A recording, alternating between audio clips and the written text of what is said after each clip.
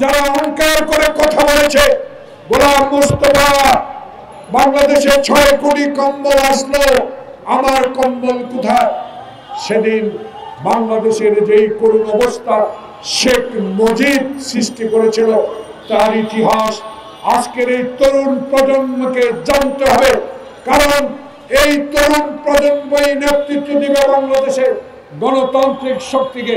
তাই আজকে আমরা এই সরকারকে অনুরোধ করব, আর বিলম্ব নয়, হারুন বিপ্লব এবং শেখ হাসিনার প্রেতাত্মাদেরকে যারা খুন করেছে, যারা লুট করেছে, যারা আমার সম্পদকে লুট করে কারাগারে বাড়ি করেছে, এখনো 3.5 মাস অতিবাহিত হলো, এখনো কেন আইনের আওতায় আনা হলো না?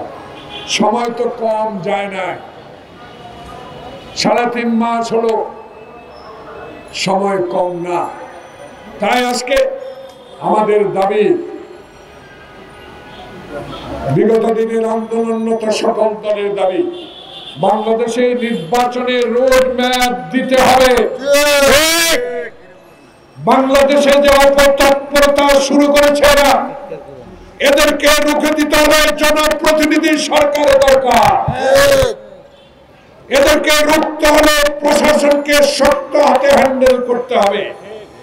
কারো চোখের দিকে তাকিয়ে নয়, বাংলাদেশের 18 কোটি মানুষের দিকে তাকিয়ে এদেরকে প্রতিহত করতে হবে। কারণ এরা চোর, এরা ডাকাত, এরা আমার বাবার দেশ হিসেবে দেশকে ব্যবহার করেছে।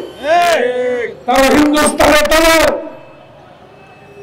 তারা ভারতের দালাল, তারা একমাত্র ওয়ালটন এসি দিচ্ছে 1 বছরের রিপ্লেসমেন্ট গ্যারান্টি। ভারত থেকে আমার অধিকার আদায় করতে পারে নাই, আমার পানি আনতে পারে না, যারা ফেলানির লাশের বিচার করতে পারে না, যারা বাংলাদেশের গণতন্ত্র প্রতিষ্ঠা আমাদেরকে সহযোগিতা করবে না, বরং শেখ হাসিনাকে ক্ষমতায় রেখে এই দেশটাকে অঙ্গরাজ্য বানাবার হীন প্রচেষ্টার বিরুদ্ধে রুখে দাঁড়াবার জন্য আমরা প্রস্তুত আছি, প্রস্তুত ইনশাআল্লাহ থাকবো, কেউ আমাদেরকে দমাতে পারবে না।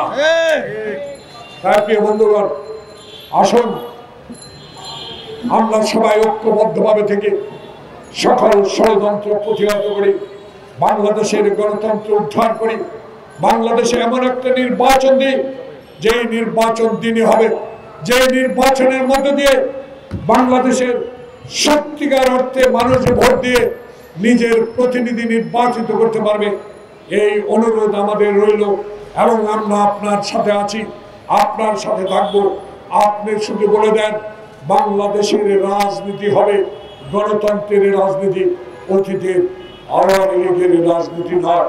বাংলাদেশের রাজনীতি হবে সংবিধানের রাজনীতি, বাংলাদেশের রাজনীতি হবে গরিব মেহনতি মানুষের রাজনীতি, বাংলাদেশের রাজনীতি হবে ডিম, চাল, সবজি যেন আমাদের ক্রয় ক্ষমতার মধ্য দিয়ে আমরা কিনতে পারি, এমন একটি সরকারের দরকার। সবাইকে ধন্যবাদ।